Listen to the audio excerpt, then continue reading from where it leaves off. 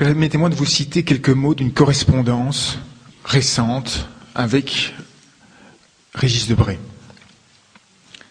Et excusez-moi, Régis Debray, de rendre public, briser une frontière entre le privé et le public, le professionnel et l'officiel, mais c'est, je crois, sans mauvaise pensée. Je n'aime pas du tout les conférences, genre à mes yeux artificiel et regrettablement décoratif. Je m'endors aussi bien en les faisant qu'en les écoutant. Rien ne vaut le style. Prenez également en compte que je n'ai aucun message à faire passer, aucune doctrine à propager, que les intellectuels français m'ennuient ou me font rire. Bref, un mauvais client. Voilà, mesdames, messieurs, comment l'homme qui est à ma droite a décliné initialement la proposition que je lui ai faite de venir nous entretenir ce soir. Un mauvais client.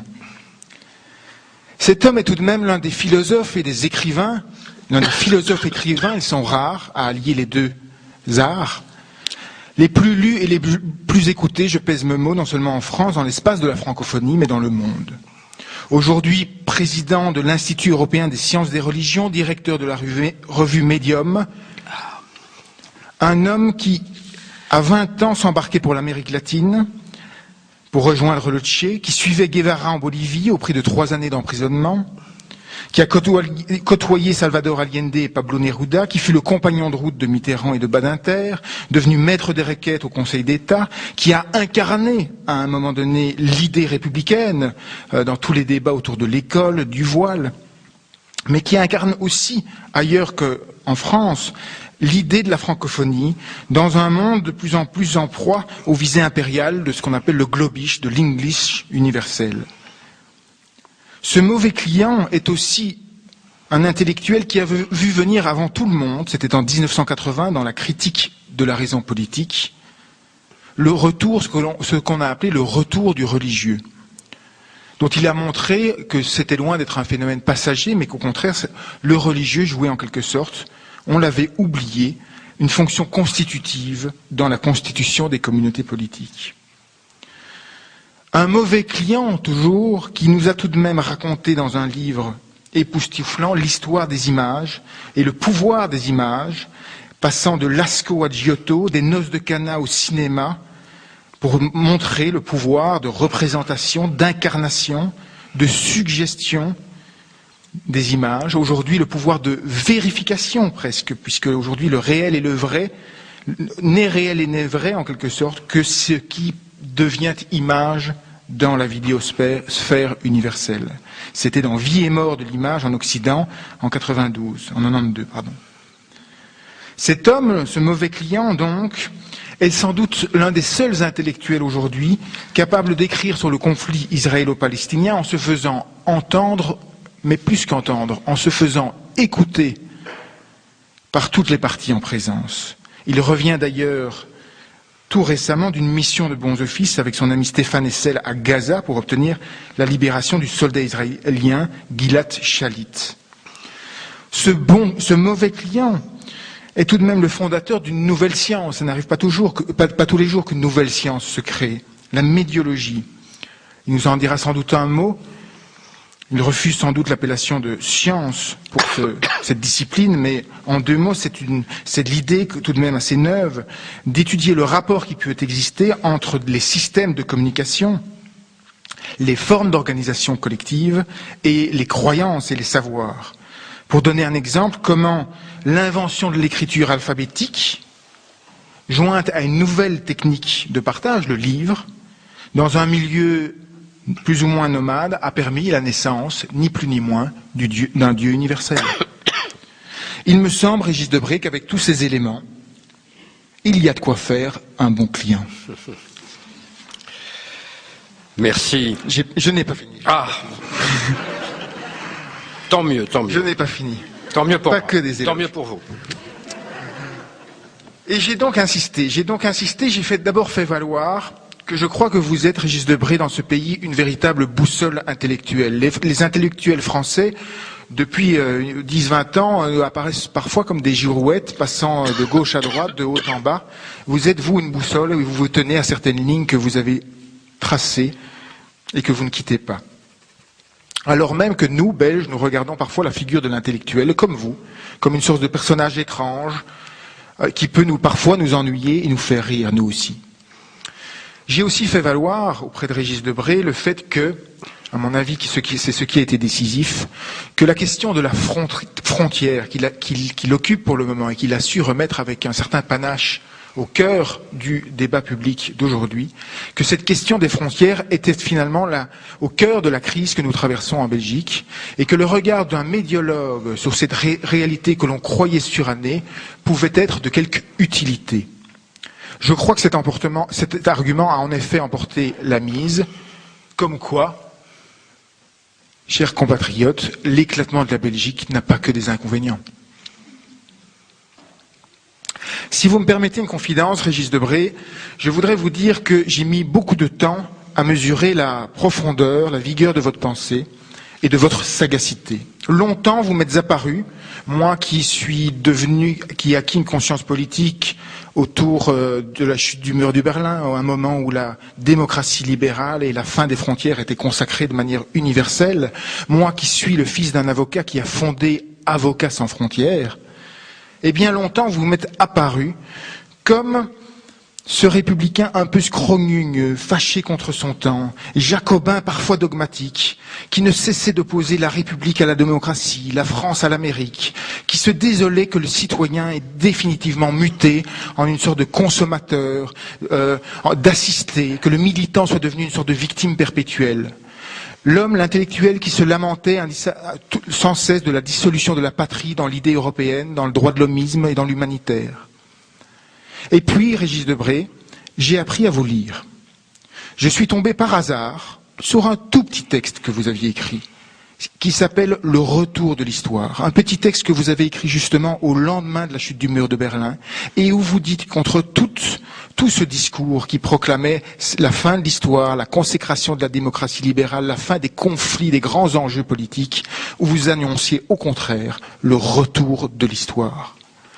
J'ai découvert après cela, Régis Debray, un candidat en Terre Sainte, le récit de ce voyage que vous avez effectué au Proche-Orient, dans le cadre d'une mission pour le président Chirac, sur les coexistences ethno-religieuses au Proche-Orient, et où vous avez cherché à comprendre, à vraiment comprendre, ce que croient et vivent chrétiens, juifs et musulmans au cœur de ce cauchemar dans lequel le monde entier se projette.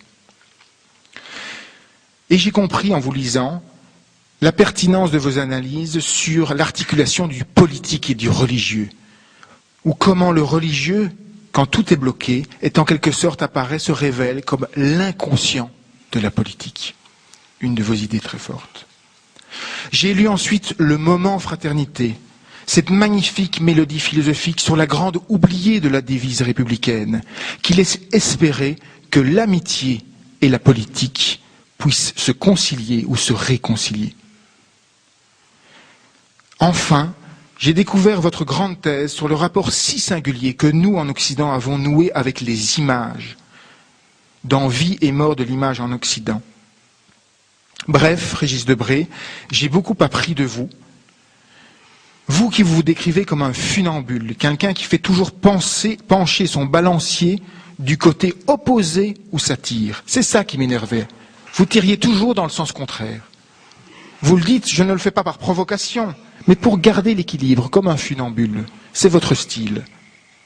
Vous n'avez pas peur du vide, vous vous lancez, porté par la seule confiance en votre intelligence. Les diplômes, les académies ne vous intéressent pas.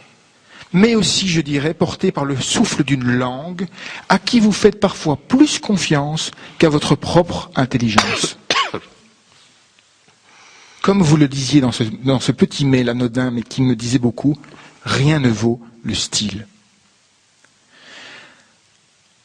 Avant de vous céder la parole donc sur ces frontières qui vous occupent aujourd'hui, je voudrais tout simplement vous remercier, et je devrais d'être là parce que je sais que vous n'êtes pas très bien portant, et malgré toutes les réserves que le style donc de la conférence vous inspire, je vous remercie de courir ce soir le risque avec nous de penser à découvert au-dessus du vide.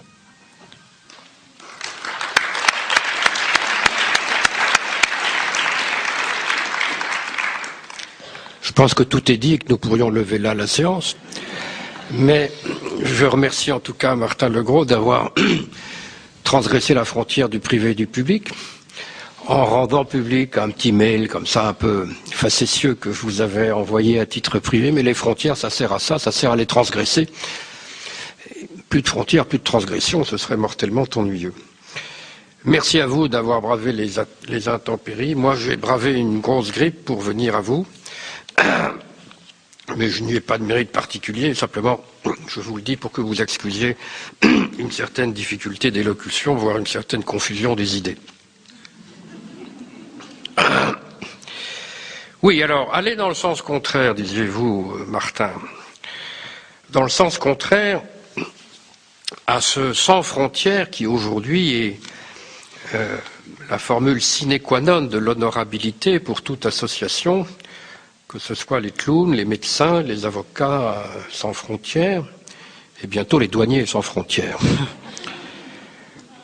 Nous vivons donc, chacun le sait, l'heure de la globalisation, de l'interconnexion, de la levée des barrières, l'heure de la fluidité, qui annonce sans doute, nous disait-on naguère, la réconciliation entre les peuples, le nouvel ordre international. Bref, vous connaissez tout cela.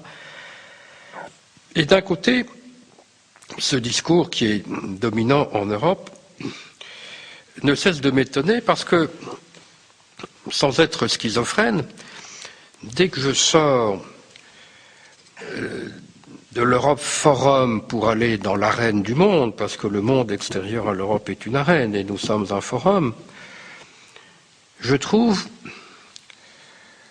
la frontière partout. Ce n'est pas une formule. 27 000 kilomètres de frontières nouvelles ont été créées depuis 1990. Et il y a actuellement 18 000 kilomètres de murs et de barrières électroniques en construction de par le monde. Et on n'a pas conscience de cela ici. On n'a pas conscience du fait qu'aujourd'hui, il y a une trentaine de conflits territoriaux qui font des morts, mais qui parfois peuvent donner matière à des accords. Mais enfin, que ce soit l'explosion des fédérations, je pense à l'Union soviétique ou à la Yougoslavie, que ce soit la décolonisation avec le quadruplement du nombre d'États dans le monde depuis 1945, il y avait à l'ONU à peu près 45 États ou 50 États en 1945, il y en a aujourd'hui 197. Donc tout cela fait tout cela met sur le tapis une extraordinaire efflorescence de conflits territoriaux. Je ne vais pas évoquer la Russie et la Géorgie, la Syrie et le Liban, l'Arménie et l'Azerbaïdjan, le Kosovo et la Serbie, l'Éthiopie et la Somalie, enfin bref, un certain nombre de dyades comme cela qui font saigner la planète. Et donc, j'ai été frappé par ce contraste, parce qu'il m'arrive de voyager, et je me suis demandé au fond pourquoi. D'abord, c'est vrai que... Enfin, pourquoi ce refoulement de l'idée de frontière? Sans doute parce que nous sommes Européens. Et que l'Europe se définit comme un espace de liberté, de sécurité et de justice, pratiquement sans limite, ou avec des limites indécises et floues. Et l'Europe, par là même, ne se pose pas comme un territoire, et donc échoue à se poser comme une communauté politique, et connaît cette formidable agence qui promeut les valeurs démocratiques par l'exemple et par l'argent. autour du monde, cette formidable agence ne constitue pas un sujet politique. Disons, il y a prolifération juridique et paralysie politique. Pourquoi ? Je pense qu'une des raisons, c'est l'absence de frontières, c'est-à-dire l'absence de définition de soi.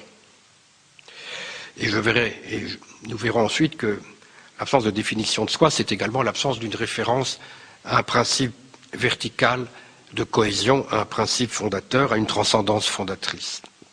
Donc l'Europe ignore ce qui est l'ABC de toute communauté politique, qui est l'opposition d'un dedans et d'un dehors.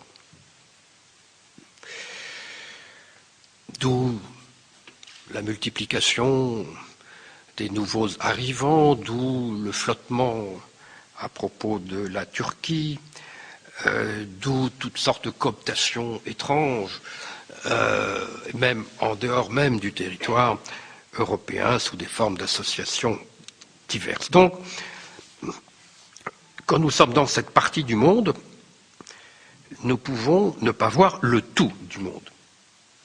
C'est-à-dire, nous sommes dans une exception qui ignore de plus en plus la règle. Et puis, il y a un phénomène qui est beaucoup plus, je dirais, de beaucoup plus grande portée, c'est le monde virtuel, les nouvelles technologies.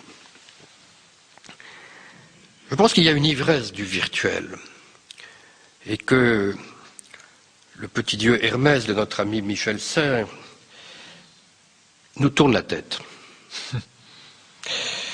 Parce que c'est vrai que les savoirs et les avoirs, c'est-à-dire la connaissance et les signes monétaires, tournent à toute vitesse dans l'ensemble de la planète, comme s'il n'y avait que les signes et les images dans la vie. Mais il y a aussi les choses, il y a les êtres, il y a les corps, il y a les peuples. Est-ce qu'on peut numériser le pétrole ? Est-ce qu'on peut télécharger l'eau ? Est-ce qu'on peut faire que on n'ait pas besoin de se déplacer pour transporter les ressources rares par des voies d'acheminement qui sont celles de la géographie. Détroit d'Ormuz, canal de Suez, cap de Bonne-Espérance. Les nouvelles technologies ne peuvent pas faire qu'il y ait de l'uranium au Mali et pas au Togo, qu'il y ait de l'eau en amont du Jourdain et pas en aval, et qu'on ne peut pas franchir le canal de Suez sur un ordinateur. Autrement dit, c'est vrai qu'un nouveau monde s'est ajouté au monde existant et qui est le monde, disons, de la circulation numérique. Nous pouvons mettre le monde en réseau, mais nous ne pouvons pas habiter le réseau comme un monde. Est-ce que, par exemple, je peux habiter mon adresse email ? En tant que producteur émetteur de signes, c'est vrai, je n'ai pas de domicile fixe. Mais qu'est-ce que je fais de mon corps ? Dans quel lieu est-il ? On peut dire que oui, je suis aujourd'hui proche, je peux avoir accès n'importe où, à n'importe qui, à n'importe quel moment.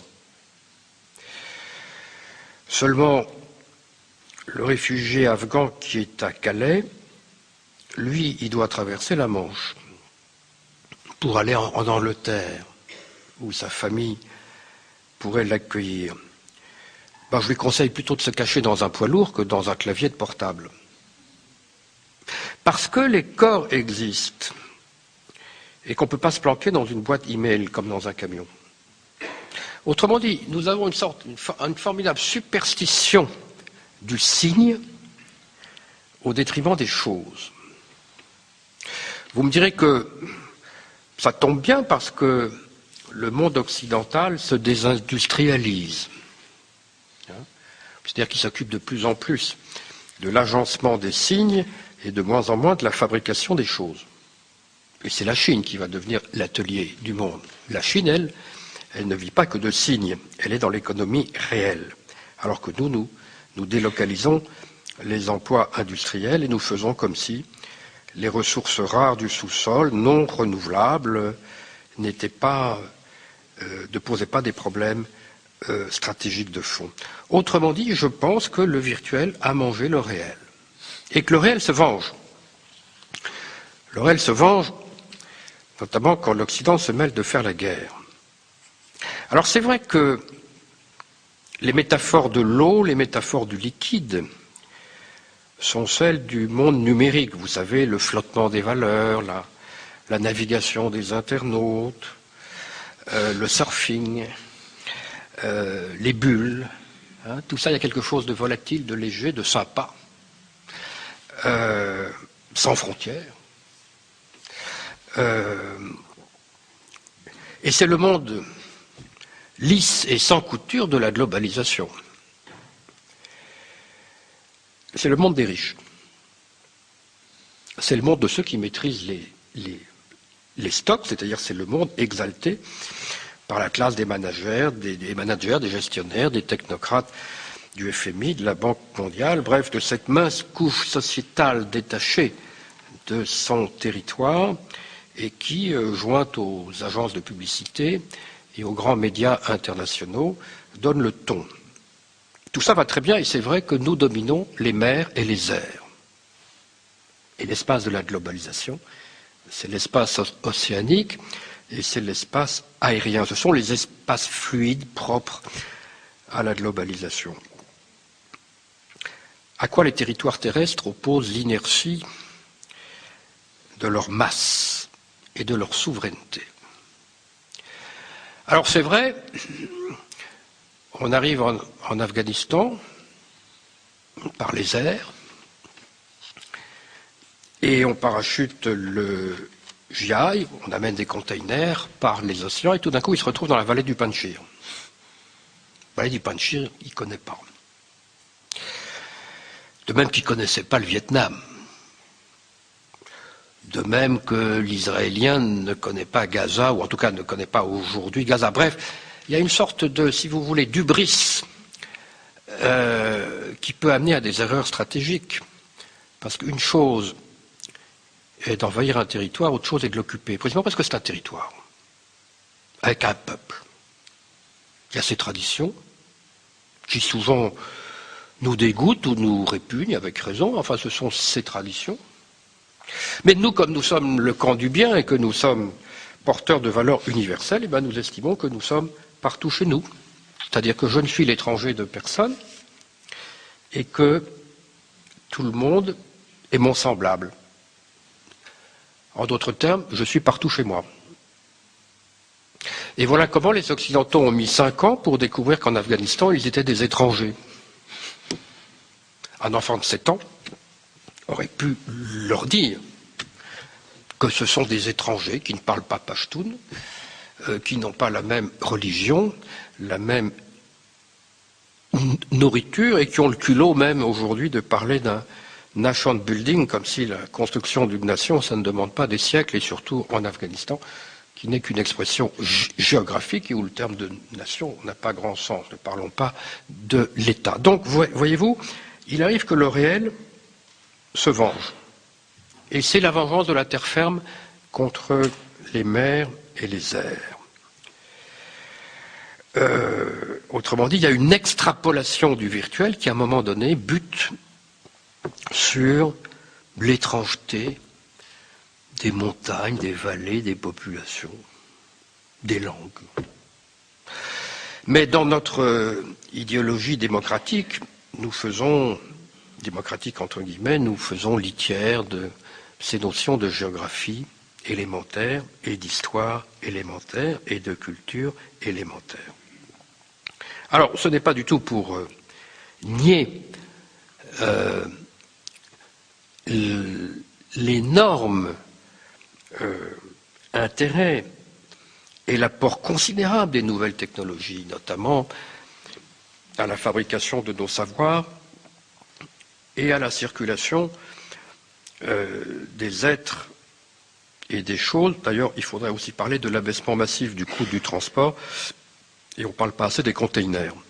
On parle beaucoup des ordinateurs, mais les containers, ça modifiait beaucoup de choses.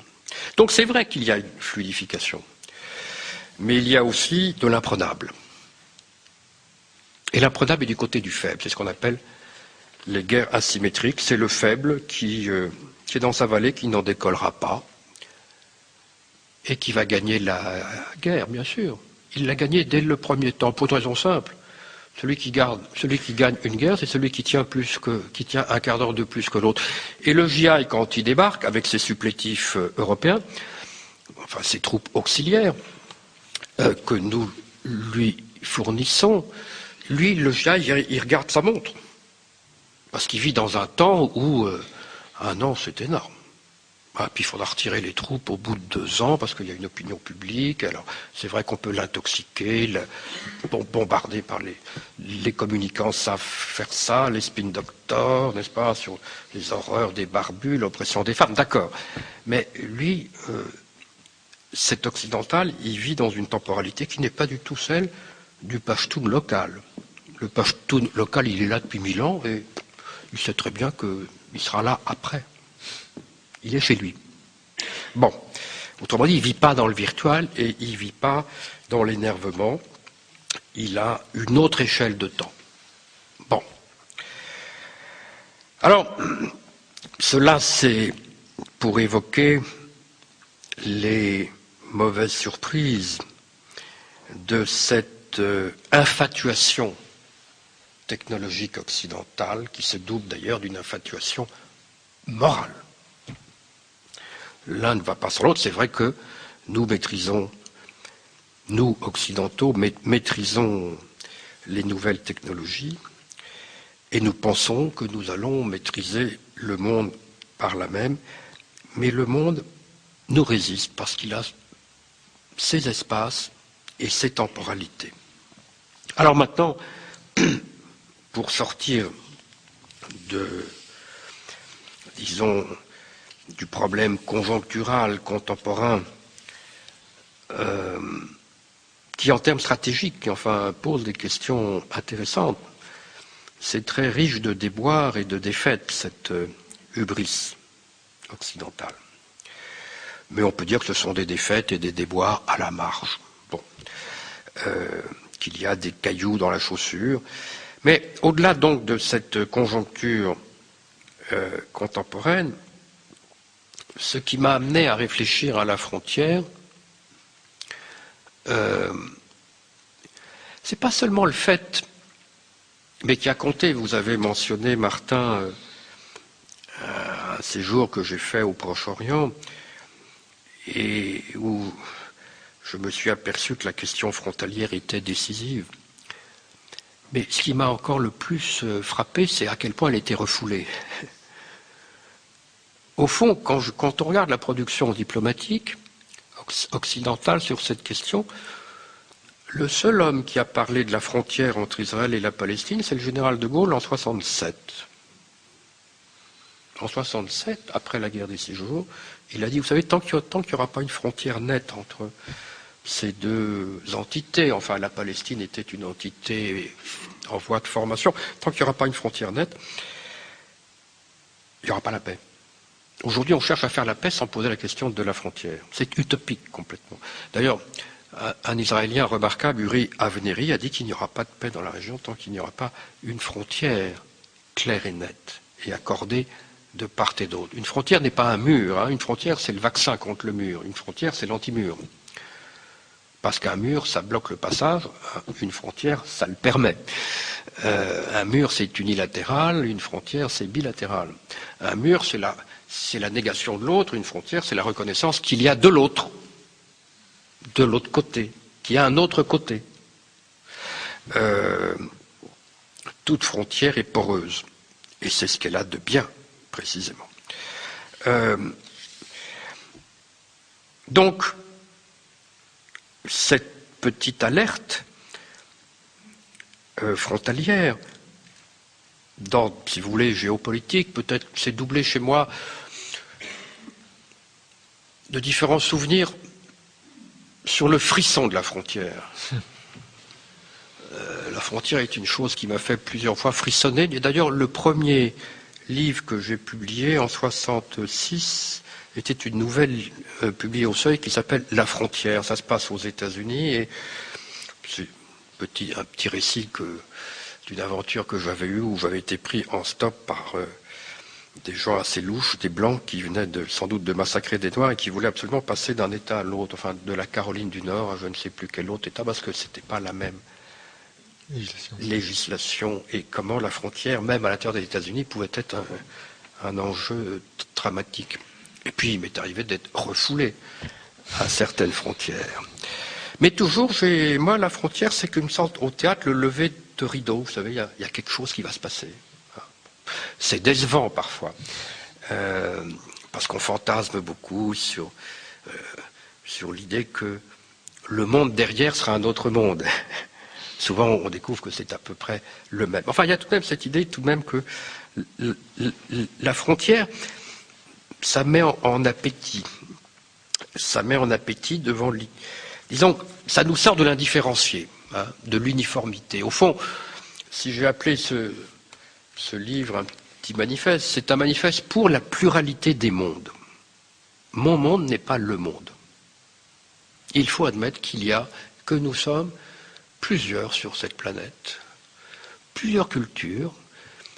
C'est une tour de Babel, heureusement, et que le pire serait de la rendre totalement homogène, c'est-à-dire d'en faire un espace marchand, d'en faire un espace sans désir, sans curiosité, sans saveur, sans relief, et qui est un peu le monde de l'économique. Mais je me suis surtout, en tant que vous avez mentionné l'histoire des religions, j'ai bien été forcé de prendre acte que tous nos textes fondateurs mettent la frontière au premier plan, que ce soit la fondation de Rome, le tracé de fondation, c'est l'origine des choses, n'est-ce pas? L'Urbe, la ville, Romulus et Rémus, premier acte, tracer la frontière. Le mot de rex, d'ailleurs, de régere fines, le roi est celui qui administre les limites et qui les trace. Et la frontière est sacrée, d'ailleurs, c'est pourquoi Rémus est massacré, si j'ose dire, lorsqu'il saute par-dessus la frontière et entre dans le pomérium, dans l'espace sacré. Mais vous ouvrez la Bible, l'Ancien Testament, à une époque où il n'y avait pas de carte, mais les descriptions de frontières sont interminables. La distribution des tribus, ce sont des descriptions très précises, tel fleuve, tel arbre, telle colline, et sur des pages et des pages. Bon. Autrement dit, je sais qu'il y a plusieurs régimes frontaliers, bien sûr. Je ne vais pas rentrer dans cette discussion et que la frontière linéaire que nous connaissons est assez récente. Mais toutes les communautés politiques ont eu un limes, dans le cas romain,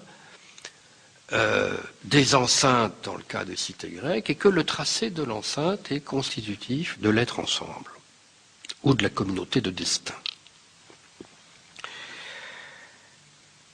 Et puis je me suis posé la question, parce que nous avons fait un séminaire sur la frontière avec des biologistes, et oui, je me suis aperçu qu'il y a une différence très simple entre un être vivant et une chose inerte. C'est que l'être vivant a une membrane, une peau, un derme, une écorce, un cuticule, enfin, tout ce qui vit a une peau. Une peau qui n'est pas du tout une barrière, une peau qui est un lieu de contact et d'échange avec le milieu. Mais cette table n'a pas de peau. Mais vous en avez une et moi aussi, et on échange. Et autrement dit, là où il y a un être vivant, il y a un dedans et un dehors. Bon, c'est assez curieux. Et alors, sans faire des métaphores organicistes, je me suis tout de même aperçu que cette opposition de base entre le dedans et le dehors n'était pas seulement celle des cellules vivantes, mais des communautés sociales et politiques, des cités, des coalitions, des fédérations, des nations, disons les corps inorganiques sont sans bornes, les corps vivants ont une borne. Et je pense qu'il y a là un probable invariant des collectivités humaines, sans doute lié au territoire animal d'ailleurs. Il y a sans doute des racines qu'il faudrait étudier. Dans la revue que nous avons, la revue que vous avez, enfin, que je n'ai pas amenée, nous avons fait un numéro spécial de Médium, la revue que je fais avec quelques amis sur les frontières, et nous avons un éthologue qui a réfléchi sur le territoire animal. Mais donc, il n'y a pas à s'étonner, si vous voulez, s'il y a un invariant. Évidemment que l'invariant a ses variations historiques et que les modes d'existence de la frontière ont considérablement changé au cours de l'histoire. Mais le fait est que ce qu'on peut appeler le maillage réticulaire autour de la planète n'a pas du tout mis fin aux logiques territoriales. Je crois même qu'elle les a exacerbées. On y reviendra. Alors, je vois dans la frontière une véritable matrice de pensée, si vous voulez, puisqu'après tout, mon cher Martin Legros, vous êtes philosophe, beaucoup plus que moi, faisons un peu de philosophie. La frontière, c'est pas seulement ce qui brise notre narcissisme expansionniste. Je suis partout chez moi, ne m'emmerdez pas, je vais où je veux et je n'admets pas la différence. Mais c'est une matrice de pensée sur deux ou trois points. Premièrement, non pas l'insoutenable légèreté de l'être, mais l'admirable finitude de l'être. Il y a un mot de Bourbon-Busset, de Jacques de Bourbon-Busset, qui est un auteur français contemporain, un peu oublié aujourd'hui, décédé, un mot que j'aime beaucoup. Les rives sont la chance du fleuve, en l'enserrant, elles l'empêchent de devenir marécage. Mais oui. Alors évidemment, on peut regretter que le fleuve ait des rives, sans faire un couloir, un corridor un peu étriqué, mais enfin, c'est parce qu'il y a une parole articulée que la langue n'est pas du bruit continu. Il y a des discontinuités entre les mots. Et on peut dire que la frontière est la chance d'une nation, c'est ce qui l'empêche de devenir une province, voire un territoire occupé, et qui lui permet de devenir accueillante. Parce que là encore, quand vous dites frontière, les gens froncent le sourcil. Ils n'ont pas tort. La frontière est très ambiguë. Et c'est vrai que frontière, étymologiquement, ça veut dire front de guerre. Ça vient de front, donc confrontation, affrontement. Le mot de limite n'a pas cette connotation. Mais il est vrai que la frontière, c'est un endroit pour lequel on se mobilise, pour lequel on fait la guerre. Mais si on parlait des portes plutôt que des frontières, pour accueillir quelqu'un chez vous, il faut avoir une porte. Vous ouvrez la porte, il y a un seuil. Et vous lui dites « Bonjour, monsieur l'étranger, essuyez-vous les pieds sur le paillasson et entrez chez moi, on va boire un coup ensemble. » S'il n'y a pas de porte, il y a un intrus, un agresseur, un inconnu. Je crois que la frontière n'est pas du tout hostile à l'hospitalité. Je crois même qu'elle permet l'hospitalité, elle permet même le cosmopolitisme dans la mesure où le cosmopolitisme n'est pas la monochromie ou le narcissisme du même. Donc, c'est vrai, la finitude, c'est le rançon de l'existence. C'est aussi une bonne règle en politique parce que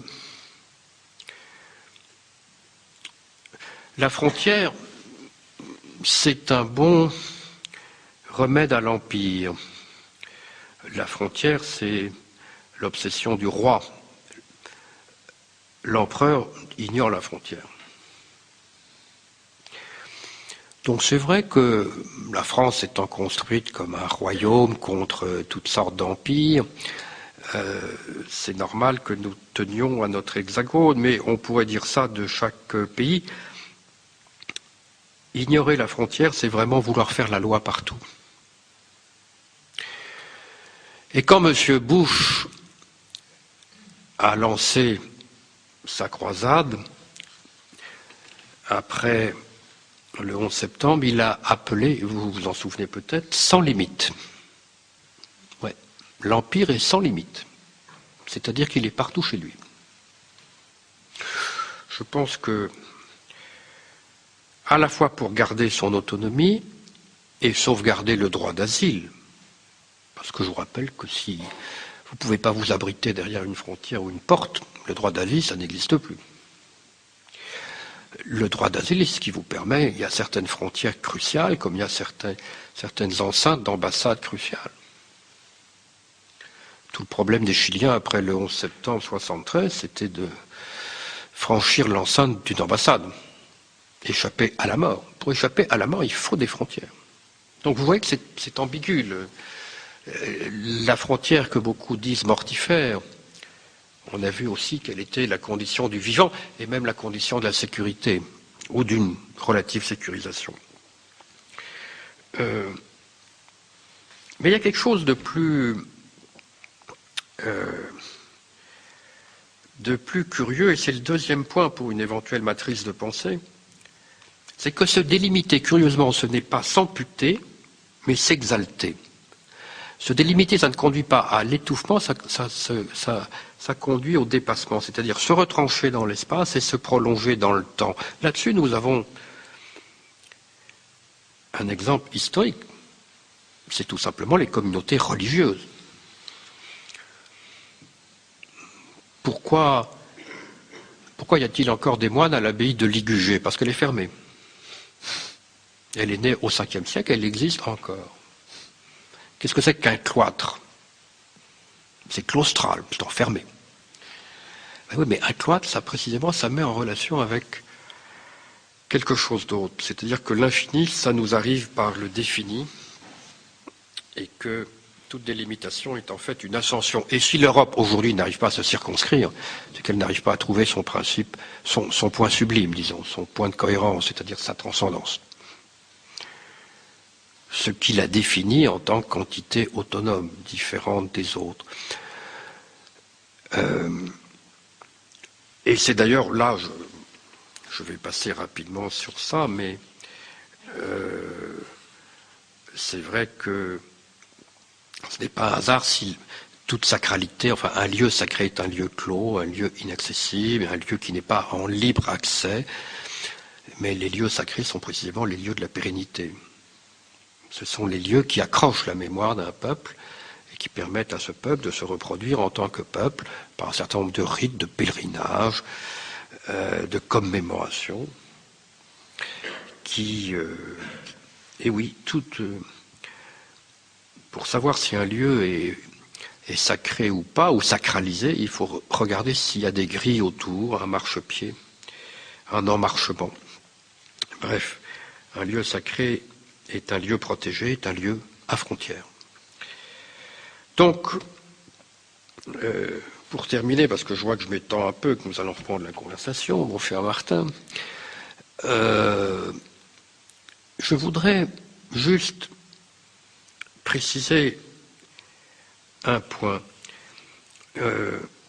C'est vrai que parler d'un éloge des frontières, le mot est un peu provoquant, en ce sens un peu snob, c'est le plaisir du contre-pied, c'est peut-être une facilité, mais je pense qu'il est opportun tout de même de faire une généalogie de la frontière, que ce soit dans l'échelle du vivant ou dans l'histoire longue des communautés humaines.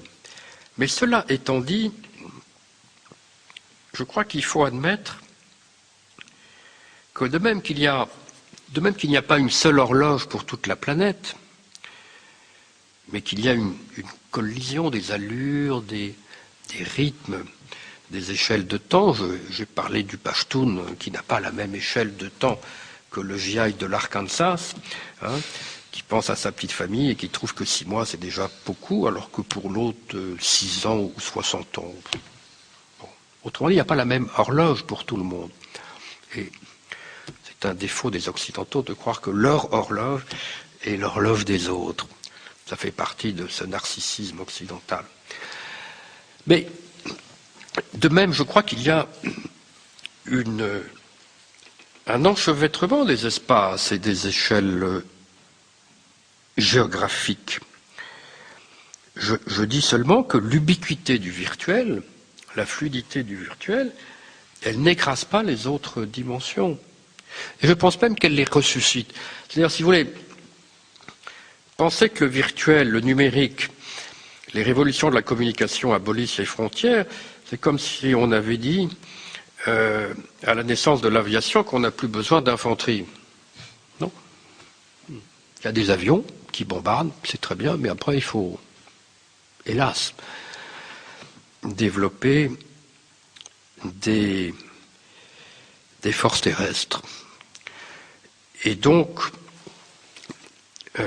c'est pour rétablir un peu, disons, la pluralité des échelles de référence que je pense qu'il ne faut pas se laisser enivrer par le cyberspace et qu'il faut penser qu'il modifie peut-être, mais il ne supprime pas les autres espaces fondamentaux liés à notre condition physique et politique.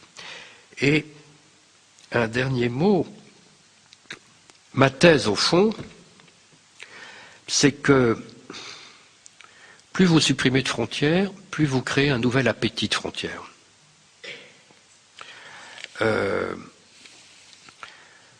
Si vous supprimez le droit du sol, vous verrez renaître les liens du sang. Si vous diminuez la puissance publique, vous verrez renaître les mafias et les banquiers et les ONG, armées ou non armées. Al-Qaïda est une organisation non gouvernementale. C'est une ONG d'un type spécifique. Promouvez l'hypermodernité, individualiste, fluide et nomadique, et vous aurez un hyper-Moyen-Âge, c'est-à-dire la privatisation de la violence, le morcellement des ensembles politiques constitués, comme on le voit déjà avec les sociétés de sécurité privées qui sont en train de remplacer les armées, notamment du côté des États-Unis, de l'Angleterre et pas seulement eux. Donc il arrive parfois que vous reniez les ailes du territoire, du politique, etc. et vous verrez s'envoler ces messieurs de la finance et de l'économie. Donc, au fond, c'est une défense du politique. Au fond, parler de la frontière, c'est une défense du politique contre l'économisme ambiant, et c'est pointer ce fait qui est aujourd'hui acquis, mais quand je le pointais il y a une quarantaine d'années, je passais pour un zozo, mais j'ai toujours passé pour un zozo, donc ça n'a pas d'importance.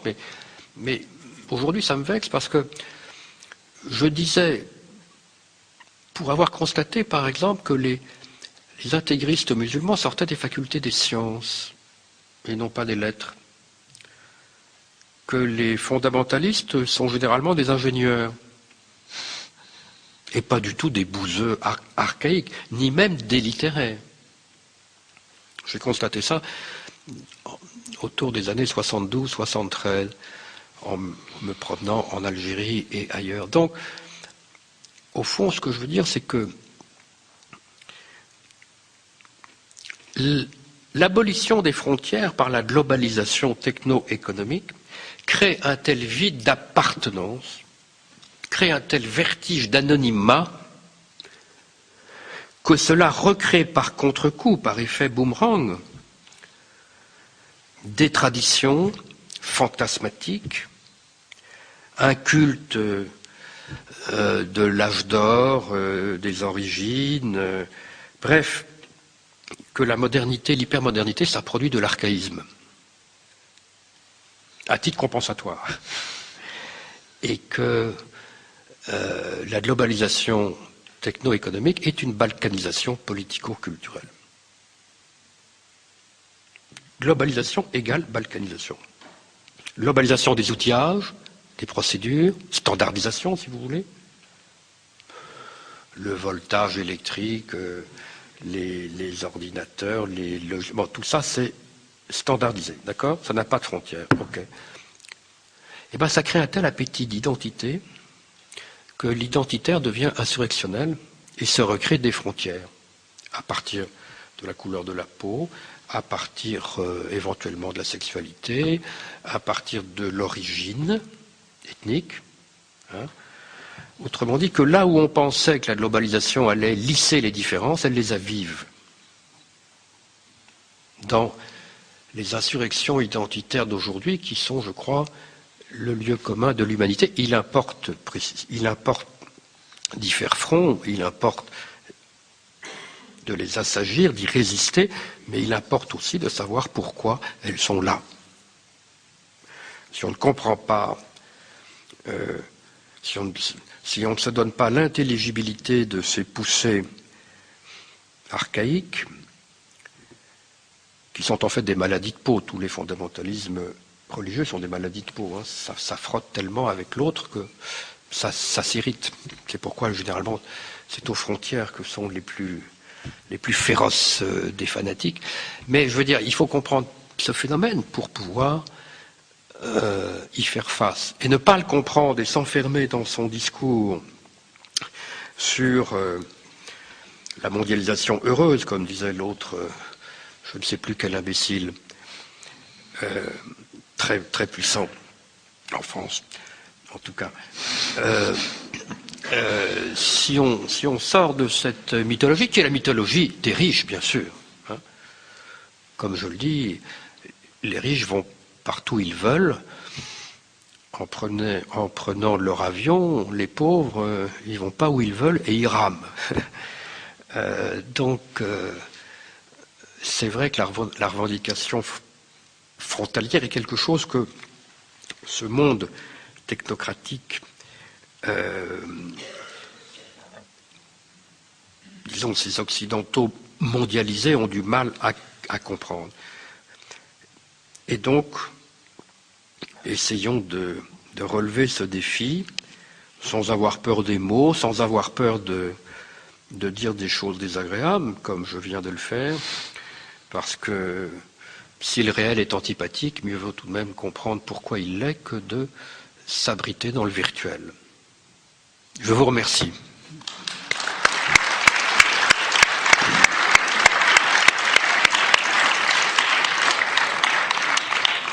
Si vous permettez, Régis Debray, je voudrais me glisser dans ce propos pour vous demander plutôt des précisions vous apporter des objections, mais quelques précisions qui permettraient aussi peut-être de nous livrer au-delà de la question des frontières, de nous livrer votre méthode, de nous livrer aussi votre pensée. Je voudrais vous demander 3 petites questions qui pourraient tourner autour de... d'abord, vous avez dit la frontière, c'est d'abord quelque chose de biologique, mais c'est aussi, vous le dites dans ce livre, vous dites aussi que les frontières ne sont pas naturelles, qu'elles sont chez l'homme des faits d'institution, une projection de l'esprit avant d'être une image de la terre, dites-vous. Quelque chose de moral et d'intellectuel plutôt que de géographique.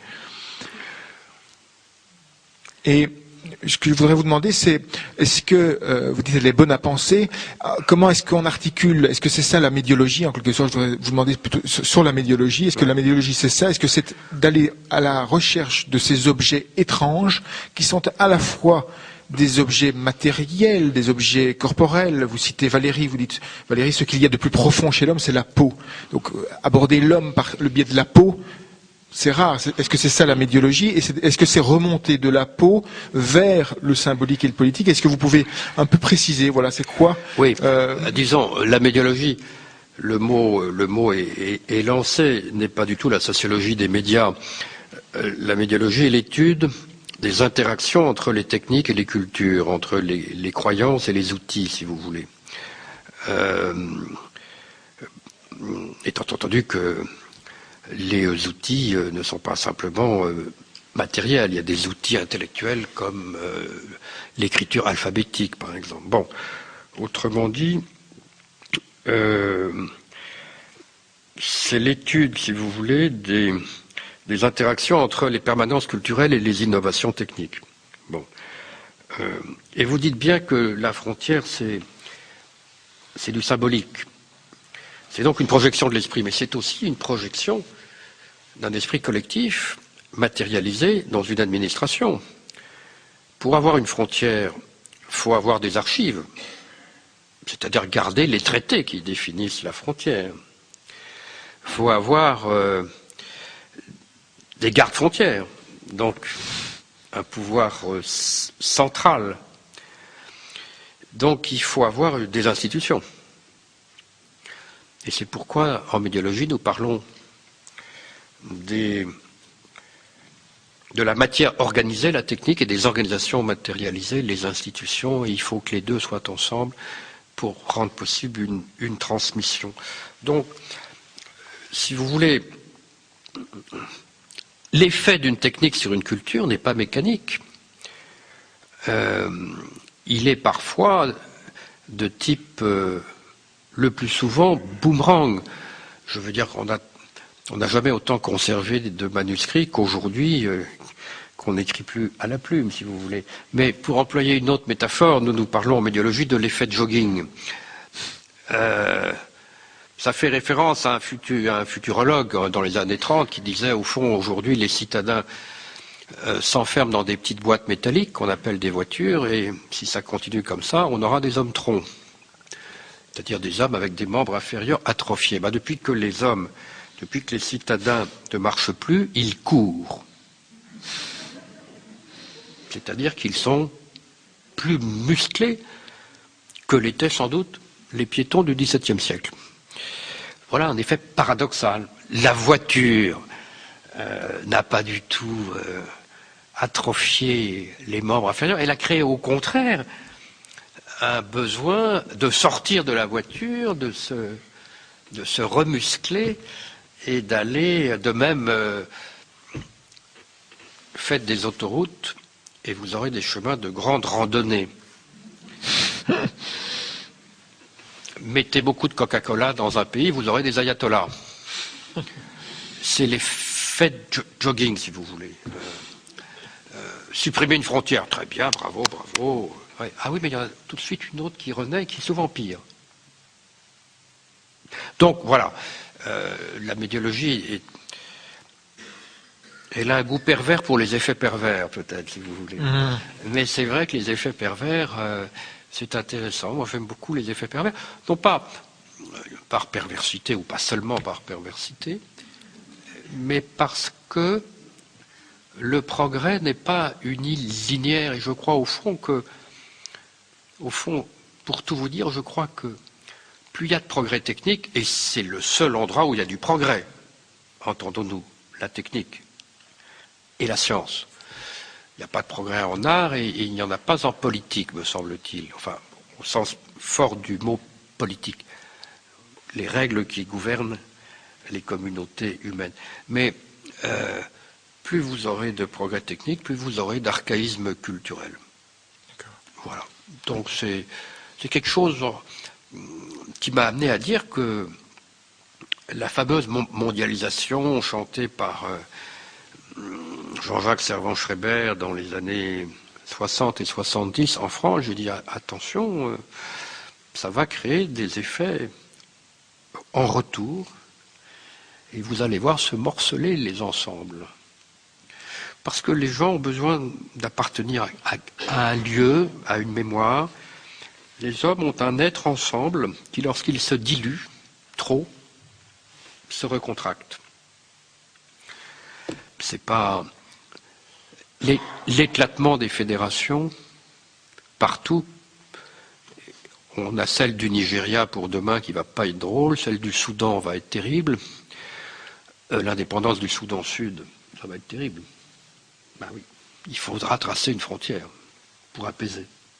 Pour le moment, il n'y a pas de frontière, donc il y a beaucoup de conflits. Donc, les hurrahs à la globalisation, ça conduit souvent à quelle tristesse la fragmentation. Bon, voilà, c'est un exemple, si vous voulez, de raisonnement médiologique. Plusieurs reprises, vous avez suggéré que la frontière avait une dimension religieuse et sacrée. Est-ce que je voudrais vous demander quelques précisions là-dessus. Vous avez formulé un théorème sur cette question sur laquelle je voudrais vous entendre. D'abord sur la nature religieuse de la frontière et au-delà du politique, mais en sous-question, pour notre réflexion de ce soir, il faut savoir en quoi est-ce que cette sacralité de la frontière ou du politique peut être d'une quelconque utilité aujourd'hui, je ne sais pas, face à une pandémie, face à la circulation des signes et des banques, en quoi est-ce que la sacralité de la frontière va nous aider à résoudre ces problèmes? Non. Mais peut-être. Non, mais si vous posez bien la question. Mais d'abord. Mais peut-être d'abord vous pouvez dire en quoi est-ce qu'il y a du sacré dans tout cela. Il faut regarder l'étymologie d'abord. Le temple, ça vient d'un mot grec qui signifie temno. Temno, je découpe. Les mots comme kadosh ou les mots comme harem sont tous des mots qui signifient un acte de mise à l'écart, de dissociation, de séparation. Et on a parlé de l'enceinte sacrée de Rome qui était née précisément du tracé d'un périmètre jugé tout de suite inviolable où on ne pouvait pas rentrer à n'importe quelle condition. Donc, je constate que un objet sacré, c'est un objet qu'on met à part, qu'on retire de la circulation, qui n'est pas un bien marchand. Le sacré, ça ne s'échange pas. Évidemment, on pourrait penser, ce serait très heureux si on pouvait échanger un mètre cube de la Kaaba de la Mecque contre un mètre carré du mur des Lamentations de Jérusalem, ça ne marche pas.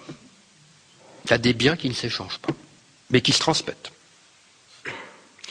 mais qui ne rentrent pas dans un calcul quantitatif. C'est d'ailleurs pourquoi les Occidentaux sont tellement aujourd'hui déconcertés par le sacré. Ils ne comprennent pas. Pour un occidental, tout s'achète. Ce bonhomme, il vaut combien? Bon, attends, il fallait l'acheter. Et puis tout d'un coup, on tombe sur un os, des gens qui se battent à mort pour sauver un lieu qu'ils appellent sacré. En Inde, vous avez le temple de Ayodhya qui fait des milliers de morts. Enfin voilà, il y a des lieux où le monde monétaire, marchand, de l'échange, donc de l'équivalence, ne fonctionne plus. C'est le monde du sacré. Et parfois, c'est bien parce que s'il n'y avait pas encore une certaine sacralité attachée à notre corps, le marché des organes serait florissant.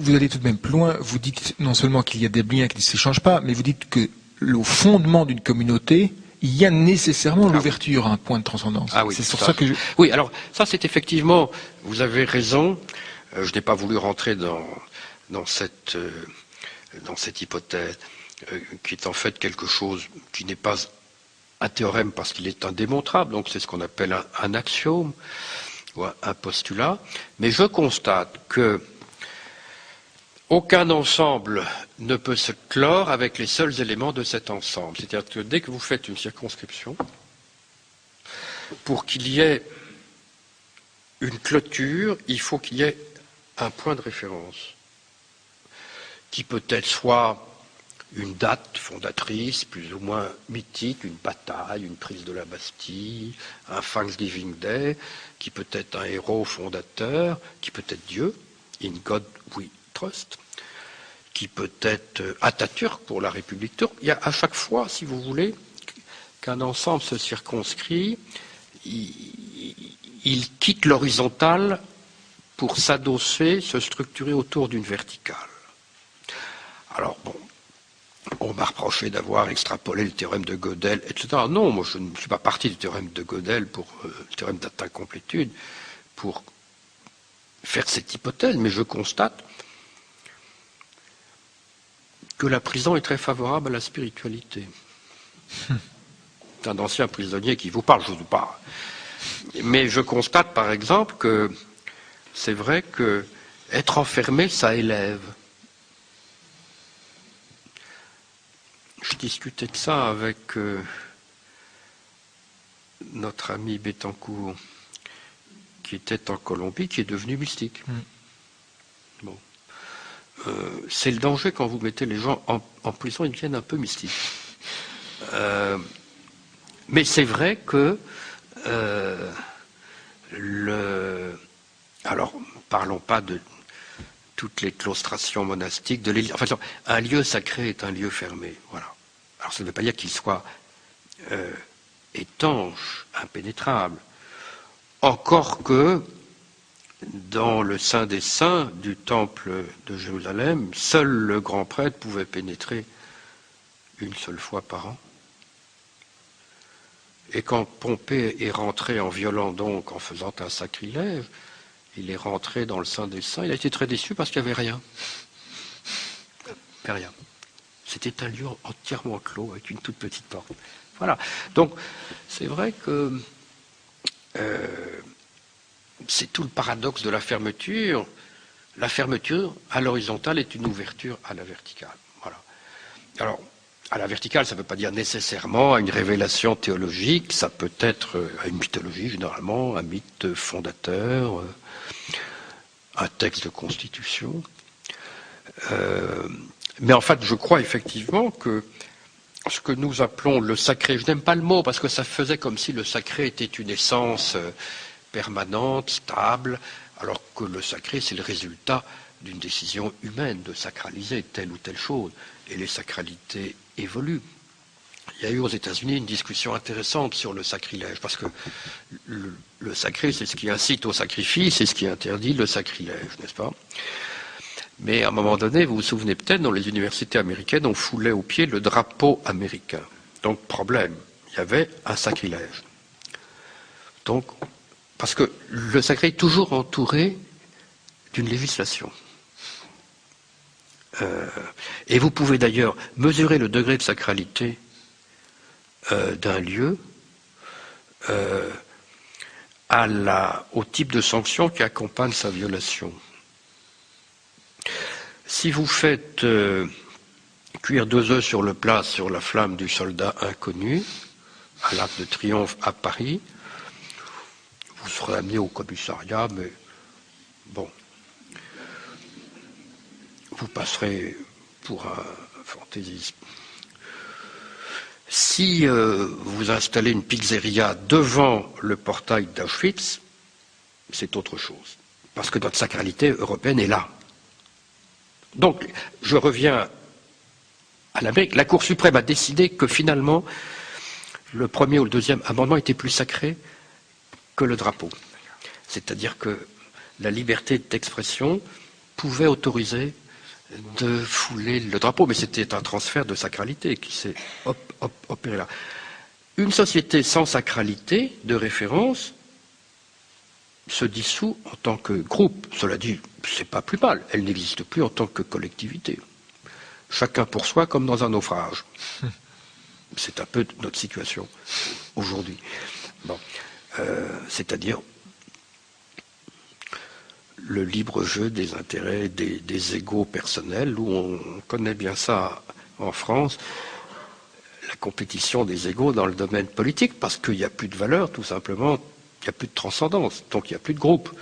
Donc chacun pour soi, je pose ma candidature, non c'est moi, non c'est lui, enfin voilà. Bon. Mais ça je crois effectivement. Alors je sais que le mot de sacralité est un mot qui nous fait peur, mais je suis un laïc déterminé, mais je dis qu'il y a des sacralités de laïcité, et que s'il n'y avait pas derrière l'idée de laïcité une sacralité, on serait très mal. Sacralité ne veut pas dire divin, ni religieux au sens confessionnel.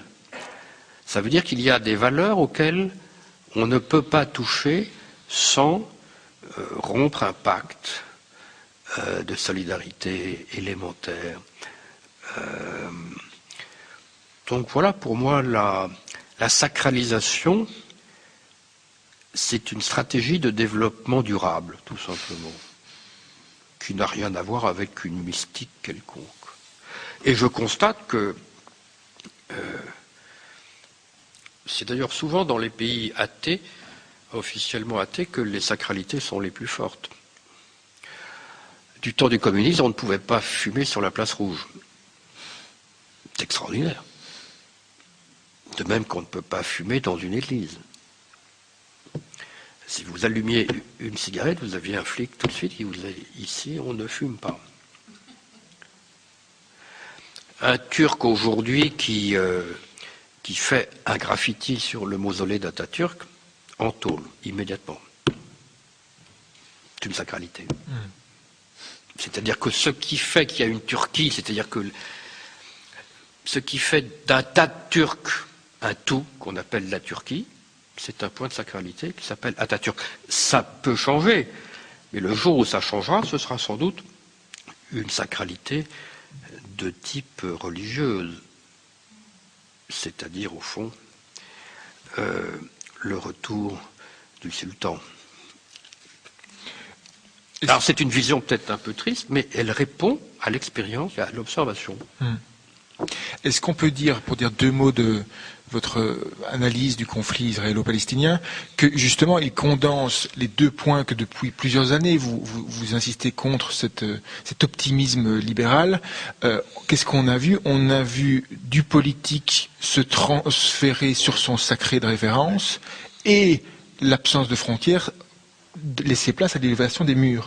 Est-ce qu'on n'est pas là au cœur, en quelque sorte, d'un phénomène? Est-ce que vous voulez dire, est-ce qu'on peut dire que ce qui s'est passé depuis 50 ans entre les Israéliens et les Palestiniens, c'est peut-être le sort qui attend l'humanité libérale si elle reste sur son credo actuel? Ce n'est pas impossible. Je n'avais jamais eu cette idée aussi audacieuse et panique, désastreuse, mais c'est vrai, parce qu'au fond, qu'est-ce qu'on avait dans cette région? On avait un conflit territorial entre une nationalité constituée, la nation israélienne, et une nationalité en voie de constitution, la palestinienne. C'était une dispute politique et diplomatique, comme il y en a eu des centaines dans l'histoire du monde.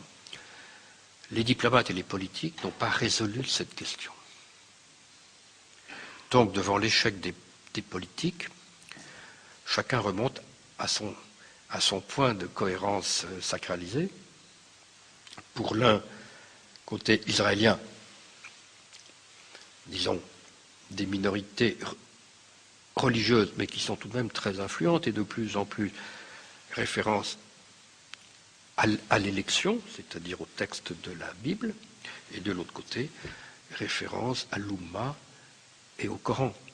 Donc, et là, c'est une régression terrible, parce que en politique, tout intérêt est négociable. Je te donne 50%, tu me donnes 50 ou 40, 60. Mais le sacré, hélas, ne se partage pas. Le sacré interdit le compromis, parce que chacun y va de son identité organique et viscérale. Donc c'est une régression et un blocage. Alors, c'est une vision un peu pessimiste peut-être, et mon ami Elie Barnavi peut-être la tempérerait, mais on constate tout de même que cette substitution du religieux au politique est une impasse fatale. Alors ça ne veut pas dire que l'impasse est définitive, parce que chez les religieux, il y a aussi du politique, c'est-à-dire du compromis possible, des négociations, des reculs, des transactions. Mais là, tout de même, on est dans une impasse, c'est-à-dire qu'au fond, le remplacement d'un mouvement de libération comme l'OLP par un mouvement religieux et messianique. Voilà. Alors, est-ce que c'est l'avenir de notre individualisme démocratique hypermoderne qui récuse les valeurs collectives? C'est une question qu'on peut se poser. Enfin, c'est nous les Européens qui récusons les valeurs collectives, et pour qui la seule idée de se battre pour l'Europe ou pour la Belgique ou pour la France apparaîtrait comme relevant du psychiatre. Mais attendez, aujourd'hui personne n'a, tout le monde donne un prix capital à sa propre vie et à la vie des autres. Et il y a aujourd'hui la grande frontière qui sépare l'humanité, c'est ceux qui n'ont qu'un but, c'est de prolonger leur vie dans le maximum de bonheur, et ceux pour qui la vraie vie, c'est la mort qui la donne. Ça, c'est une vraie frontière. Hein. Ceux qui attendent le bonheur de l'au-delà, donc ils peuvent mourir demain, ils sont plutôt contents. Et ceux qui veulent absolument ne pas mourir et avoir le maximum de jouissance et de bien-être dans cette vie-ci. C'est une vraie frontière, ça. Mais alors, est-ce que... Frontière mentale, hein, frontière mentale contre laquelle l'Occident se trouve un peu démuni, qui fait dire à n'importe quel service de sécurité que un bonhomme qui a décidé de sacrifier sa vie peut tuer n'importe quel chef d'État.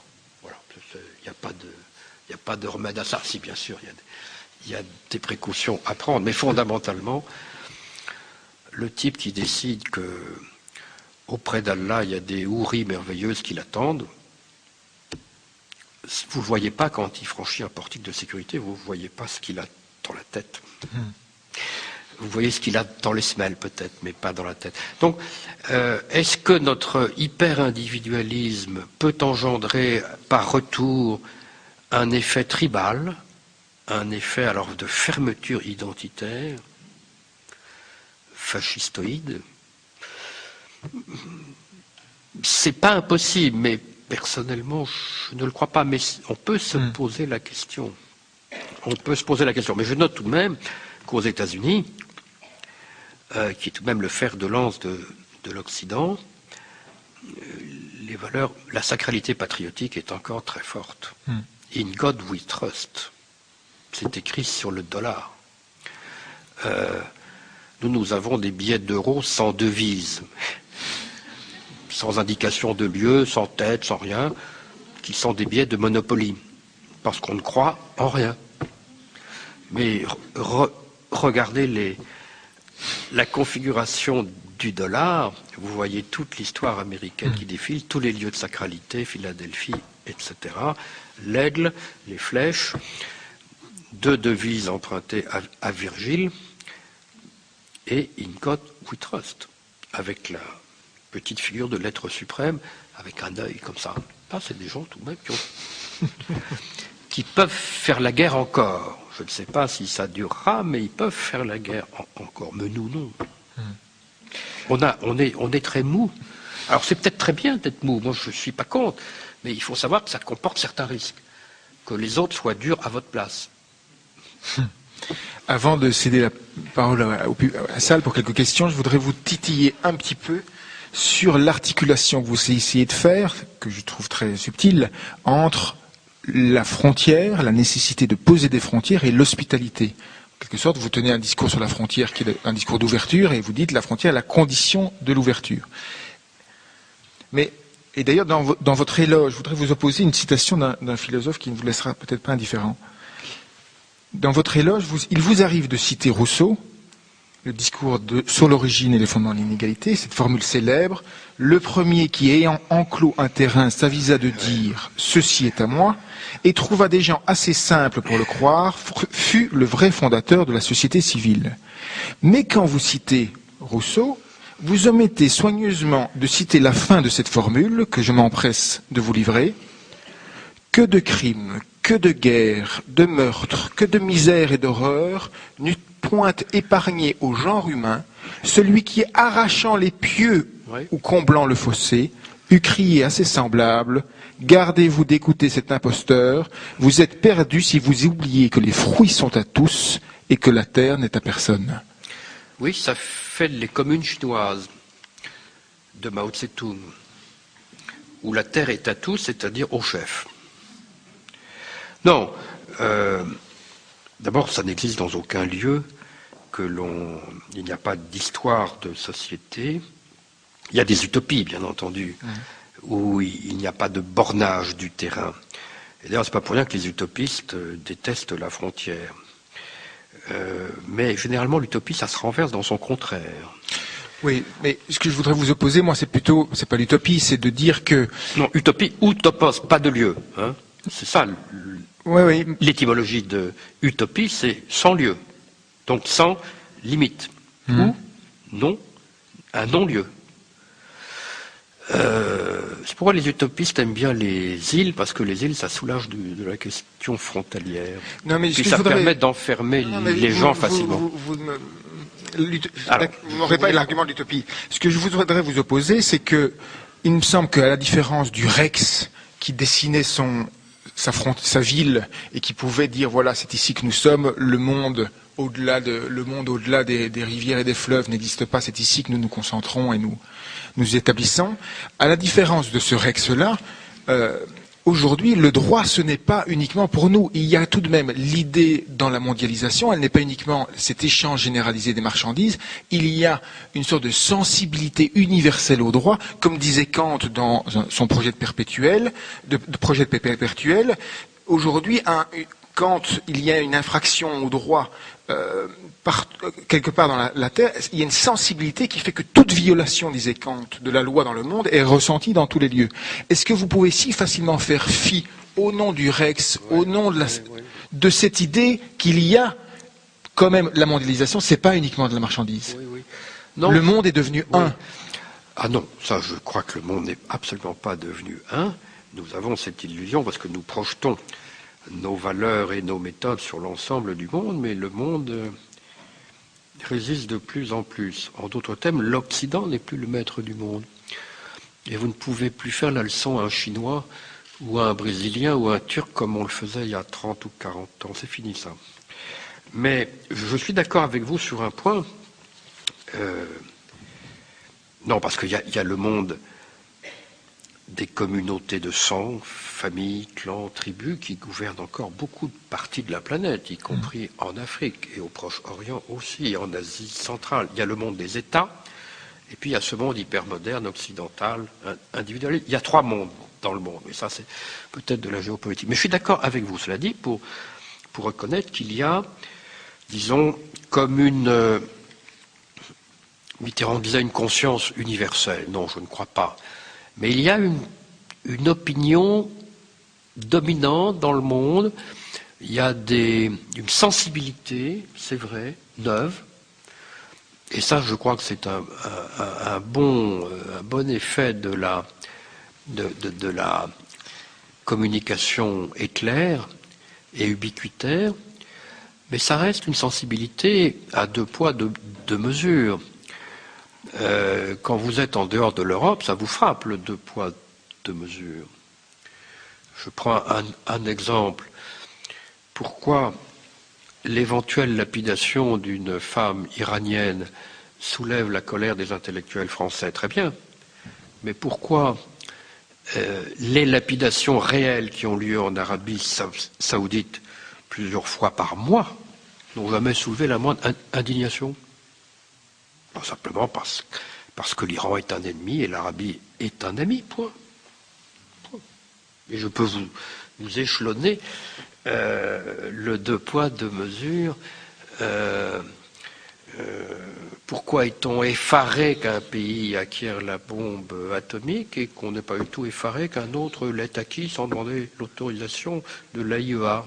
Vous savez, sortez de nos frontières, s'il faut se dire, et vous verrez que notre universel est tout de même très particulier. Mais vous avez raison sur un point. C'est vrai qu'il y a... Le dissident chinois, qu'est-ce qu'il invoque sinon les droits de l'homme?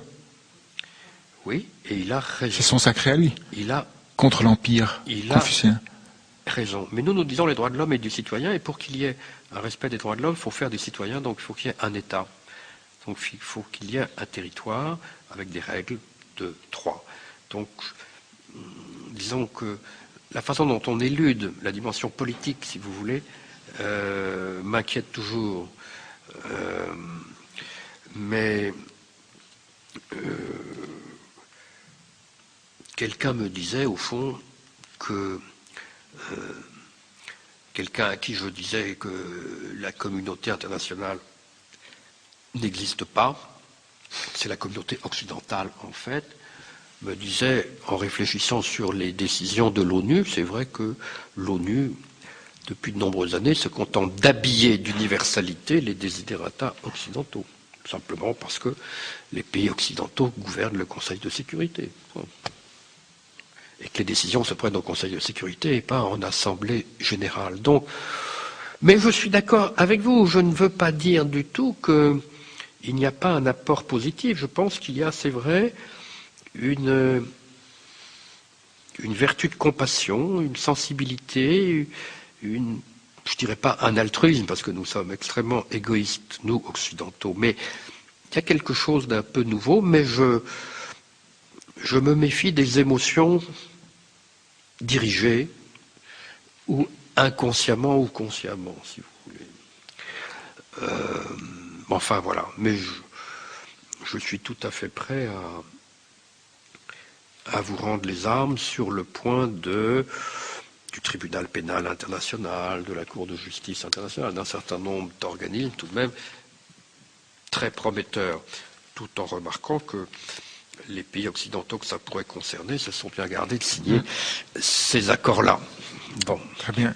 Peut-être que vous avez quelques questions à poser. Si. Est-ce que la Turquie, pour vous, est dedans ou dehors par rapport à l'Europe? Alors là, je vous réponds, comme on dit, ça n'engage que moi, et je vois d'ailleurs pas qui d'autre ça pourrait engager, mais je veux dire que là, nous rentrons dans le domaine des opinions, mais tout de même des opinions qu'on peut argumenter. Pour moi, la Turquie est en dehors. Et pas pour une raison géographique, encore que la géographie, ça compte, et que, oui, il y a un détroit entre l'Europe et l'Asie depuis toujours, mais parce que, historiquement, l'Europe s'est toujours posée en s'opposant. La première fois qu'on a employé au sens politique et non géographique le mot d'Europe, c'était après la bataille de Poitiers, 1780. Ensuite, ça a été la deuxième occurrence de l'Europe au sens politique, c'est la bataille de Lépante. Alors je veux dire par là que le grand alter ego de l'Europe, c'est l'Ottoman, si vous voulez. Et j'ajoute, ça c'est Julien Gracq qui me le faisait remarquer, que les Turcs n'ont rien apporté à l'Europe orientale, que des mosquées, mais ils n'ont pas apporté des éléments de civilisation. Ils ont apporté une grande stagnation au monde balkanique qu'ils ont occupé pendant 300 ans. Donc, je vous réponds non. Alors cela étant dit, oui, la Turquie est en dehors. Je ne veux pas non plus vous parler en termes de prépondérance des représentations au prorata démographique.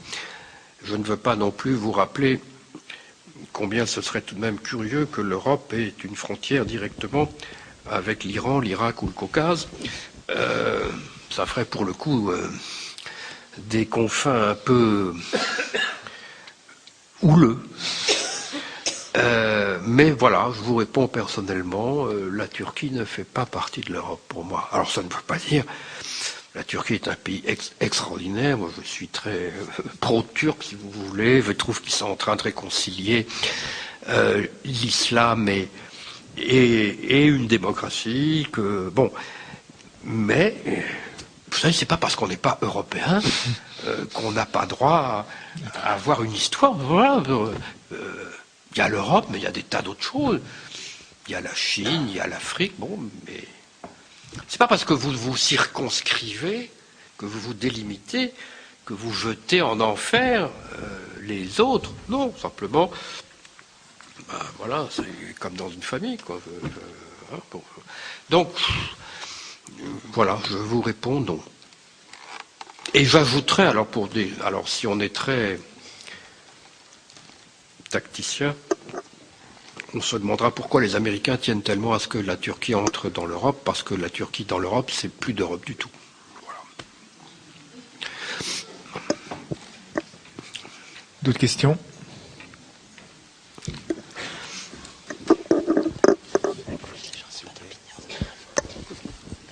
Alors, ma question, c'est, vous avez dit que la balkanisation était un phénomène inévitable de la globalisation.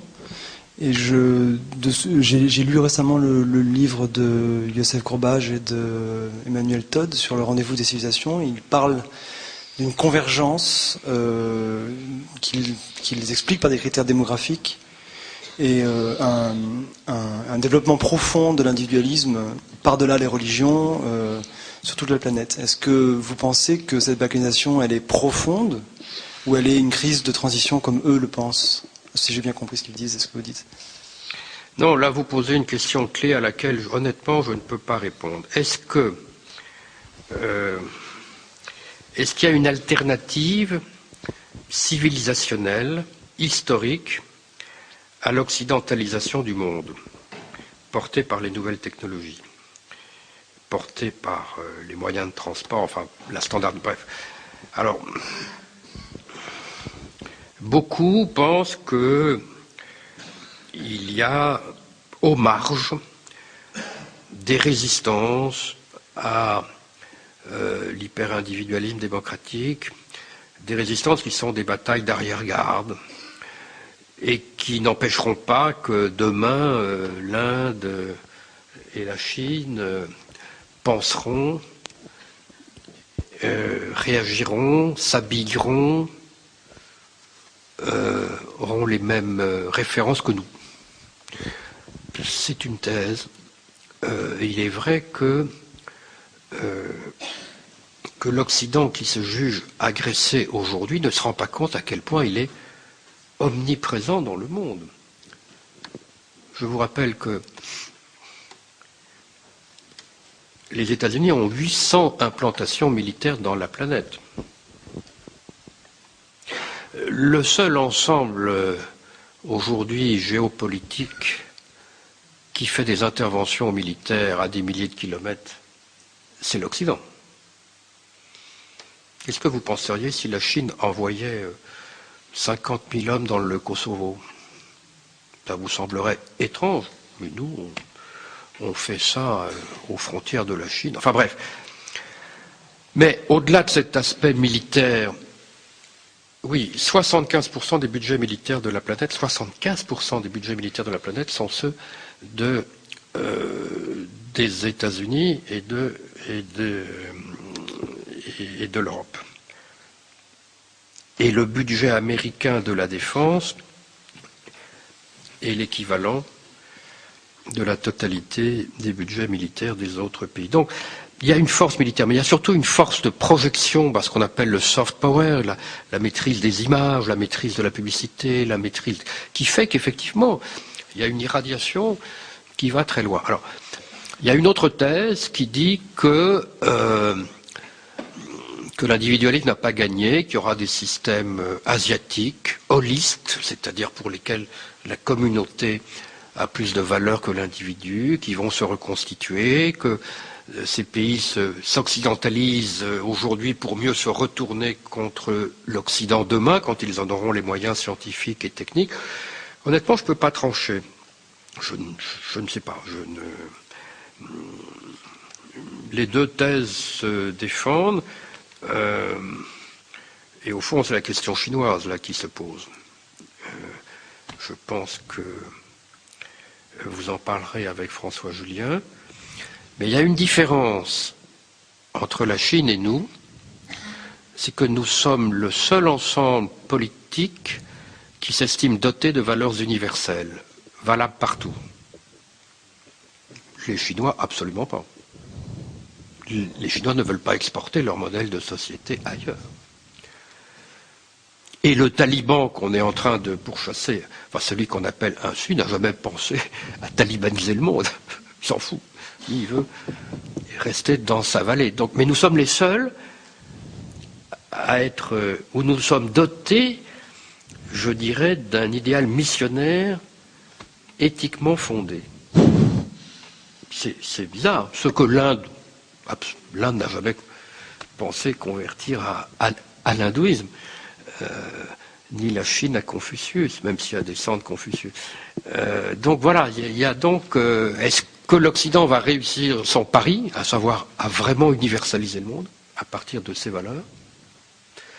C'est une question pendante, je ne peux pas répondre. Mais on en reparlera dans 50 ans. Donc on prend un rendez-vous dès maintenant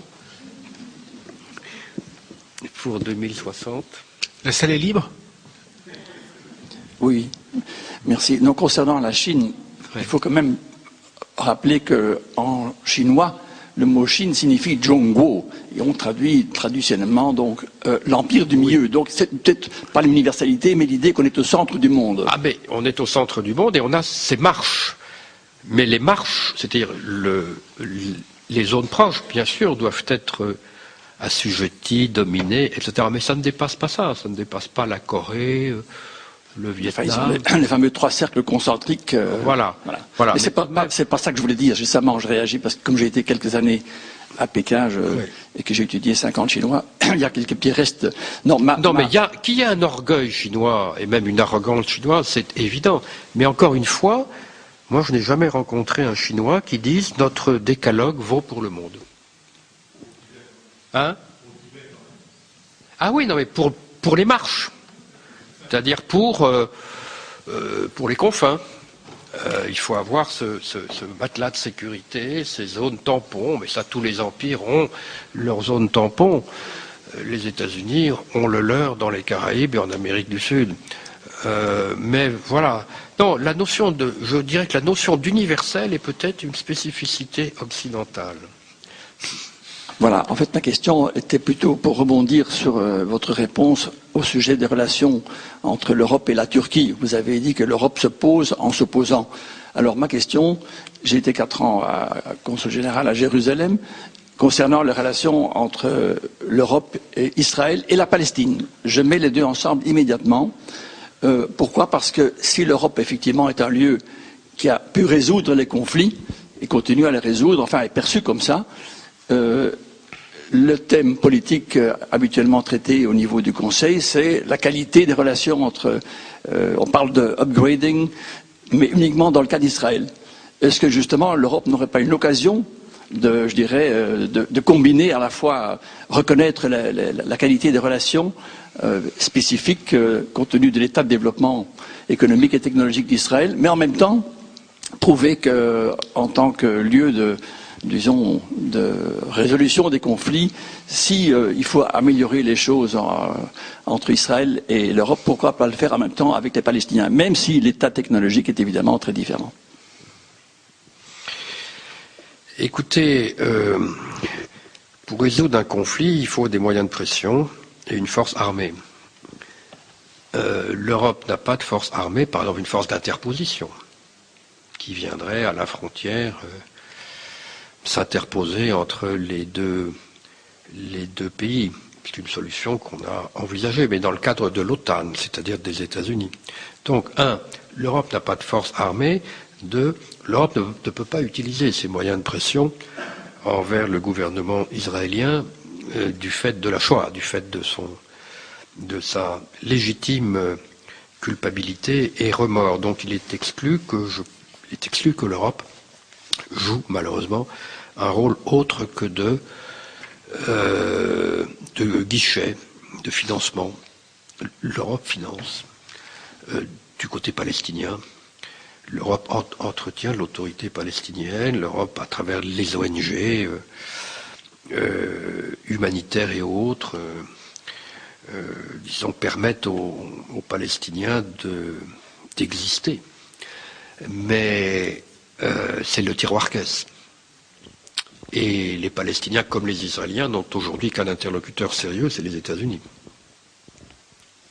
Ils ont compris que l'Europe, dans son stade actuel, en tout cas, n'a pas de capacité d'intervention autre qu'humanitaire ou de conseil. Mais enfin, il est frappant de voir à quel point, tant du côté palestinien, c'est à Washington qu'on regarde d'abord, et du côté israélien, ça va sans dire.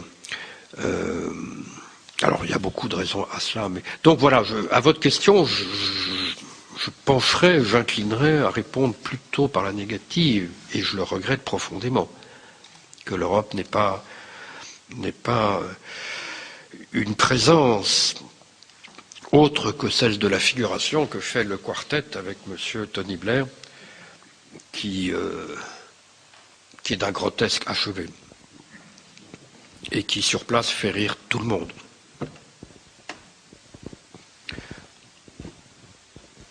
Bien.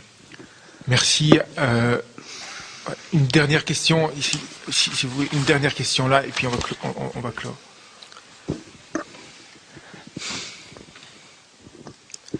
Merci. J'aurais bien voulu savoir ce que vous pensiez des autres frontières, disons, des frontières qui ne sont pas les mêmes et qui se superposent vis-à-vis de celles qu'on voit du premier abord. Et comme plus bel exemple, c'est le pourtour méditerranéen, par exemple. Il y a quelque chose qui se passe autour de cette mer dont fait partie l'Europe, la Turquie, le nord de l'Afrique. Je voudrais bien avoir votre opinion là-dessus. Merci. Écoutez, c'est vrai qu'on a tous eu un moment d'espérance avec le projet d'Union pour la Méditerranée, c'est-à-dire la réunion de tous les riverains autour de projets pragmatiques, concrets, mais qui supposaient qu'on puisse s'asseoir autour d'une même table. Or, ce projet s'est brisé sur le conflit israélo-arabe, puisque le monde arabe ne veut pas s'asseoir à côté d'un Premier ministre israélien, ne veut surtout pas qu'on les prenne en photo avec le dit Premier ministre. Donc, il y a ce clivage. Alors là, pour le coup, cette frontière historique entre, disons, le monde musulman et le monde judéo-chrétien qui a empêché cette union pour la Méditerranée de prospérer. Elle devient aujourd'hui un succédané de ce qu'on appelle le processus de Barcelone. C'est très dommage, mais ça tendrait à montrer qu'au fond, c'est pas la géographie physique qui décide. On aurait pu penser que la Méditerranée, c'est un trait d'union, c'est ce que nous avons en commun tous autour de la Méditerranée. Ben non, il y a tout de même des cultures différentes, des histoires différentes, des mémoires différentes, qui même pour des projets assez simples et pratiques n'arrivent pas à s'harmoniser.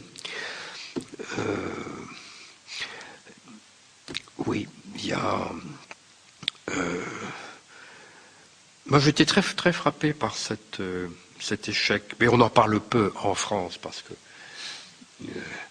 le grand art des communicants est de masquer les fiascos, mais c'est un fiasco terrible. Mais à partir de quelque chose qui était une très belle intention, d'ouvrir l'Europe vers le sud, de créer une solidarité entre des sociétés à différents niveaux de développement, mais la mémoire l'emporte et un président algérien se verra toujours tenu d'injurier les Français pour ne pas perdre la face vis-à-vis de ces islamistes. Et un Syrien ne pourra pas ne pas traiter de tous les noms son voisin israélien. Voilà. C'est-à-dire la géographie, ça ne suffit pas, il faut de l'histoire en commun, il faut des valeurs en commun, et elles ne sont pas là.